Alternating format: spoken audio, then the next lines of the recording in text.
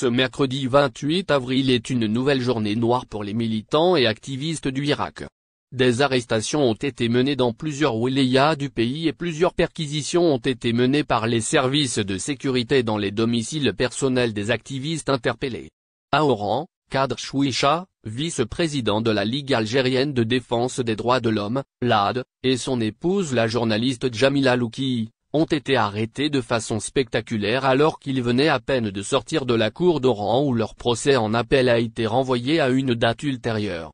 Conduit manu militari vers un commissariat à Oran, le domicile du couple a été également perquisitionné provoquant ainsi l'indignation générale au sein de la population oranaise qui voue beaucoup de respect pour l'engagement pacifique et démocratique de ces deux personnalités locales.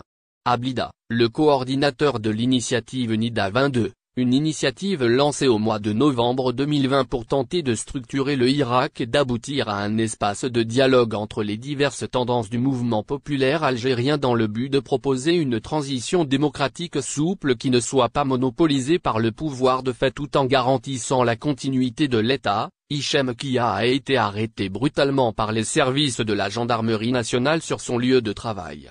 Son domicile personnel a été également perquisitionné et de son ordinateur personnel a été saisi par les enquêteurs de la gendarmerie nationale.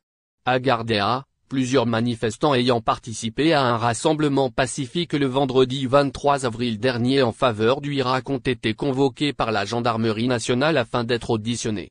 Plusieurs de ces manifestants ont été présentés ensuite devant la justice qui devra trancher sur leur sort.